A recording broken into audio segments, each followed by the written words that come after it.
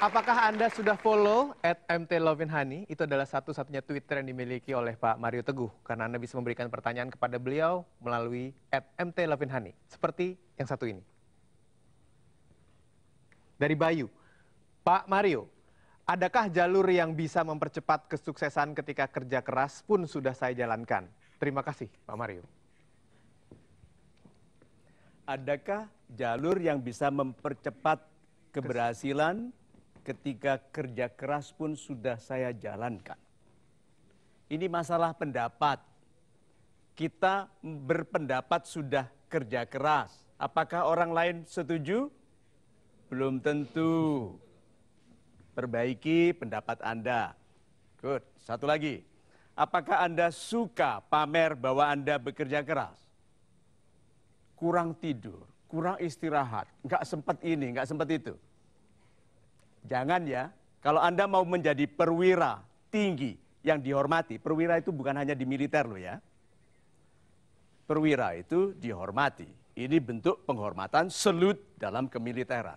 Tapi ada penghormatan masyarakat kan Pak. Yang ya, itu bisa lebih tinggi loh daripada pangkat-pangkat resmi. Jadi kalau gitu, kalau mau jadi perwira tinggi, jangan pamer kerja keras. Justru sprezzatura. Ini kata penting sekali. Sprezzatura adalah melakukan sesuatu yang sangat sulit karena Anda bekerja keras menyiapkannya, tapi waktu melakukannya Anda sangat santai. Itu sprezzatura, Z-nya 2. Sprezzatura. Itu mempersiapkan diri sehebat mungkin. Mungkin sampai sakit. Tapi waktu tampil, Anda tampil seperti itu alamiah. Itu yang menjadikan Anda pribadi yang dihormati. Bukan mengeluhkan kerja keras atau panjangnya jalur. Karena orang-orang yang hebat dicepatkan. Tidak ada struktur organisasi atau sistem yang menghalangi orang-orang yang memang harus dicepatkan. Jadilah orang yang didahulukan, yuk kita lakukan sprezzatura. Ya, satu pertanyaan dari Twitter. Sekarang saya kembali lagi kepada Anda yang ingin bertanya. Silakan. Saya Heru Prayugo dari Serpong. Yes. Yang ingin saya tanyakan adalah, jika saya seorang anak raja yang seharusnya sudah jelas masa depan dan sudah diatur semuanya untuk ke depan, bagaimana? Terima kasih. Super sekali.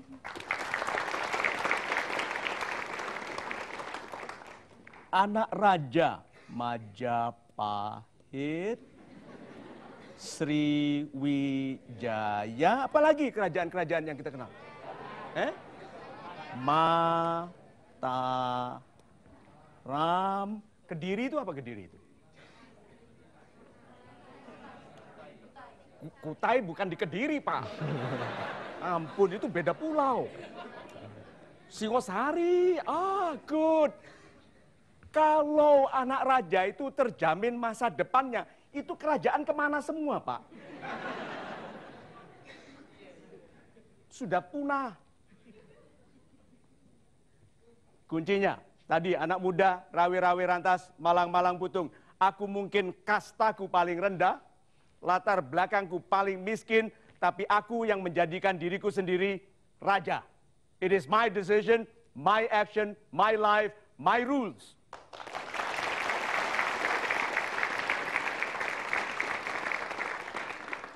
You rock. Cukup jelas ya, Pak ya. Baik, masih ada pertanyaan dari saya, Pak. Menyambung dari kejelasan masa depan kita yang sebenarnya tidak bisa dikatakan sejelas mungkin. Tadi anak raja, pertanyaannya adalah apabila sekarang kita, Pak, ditempatkan dalam kondisi yang sudah nyaman, senyaman mungkin. Biasanya orang-orang yang nyaman sulit untuk bisa menentukan posisi atau keberanian untuk melangkah ke depan. Betul. Karena sudah nyaman. Apa yang harus dilakukan? Yang lebih kuat fighting spiritnya, anak orang miskin atau anak orang kaya? Anak orang miskin, karena dia malas sedikit betul-betul tidak makan. Ya toh? Anak orang miskin baju aja ambilin dong. Gitu? Makan ambilin dong. Suapin dong. Lapin dong.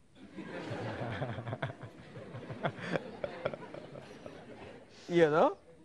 So, kalau begitu orang-orang yang terjamin mudah lemah, Itu sebabnya anak orang kaya mudah stres.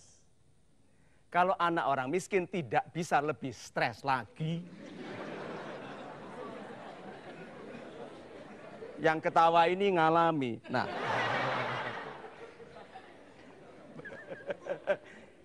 bagaimana saya bisa bercanda itu dan orang tertawa? Karena orang tahu saya juga dari keluarga yang miskin. Jadi kita betul-betul senasib sepenanggungan. Nah, bagaimana caranya Mas Hilbram? Yaitu keterdesakan yang menjadi rahmat diberikan kepada orang miskin, itu digunakan dibangun dalam keluarga yang mapan. Sehingga sebutannya keterdesakan artifisial.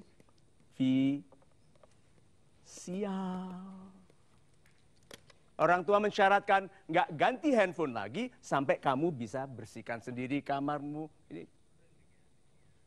Ya. So kalau begitu, anak-anak yang bebas karena keleluasaan finansial orang tuanya harus diberikan batasan-batasan seperti orang tuanya tidak mampu. Dan kenapa konglomerat Asia hanya bertahan 3 generasi? Karena sikap pendiri konglomeratnya tidak ada pada cucunya. Kenapa konglomerat Eropa kok bisa bertahan sampai berabad-abad? Karena yang diturunkan adalah sikap-sikap orang tua yang menjadikan mereka besar kepada anaknya, kepada cucunya, kepada cicitnya.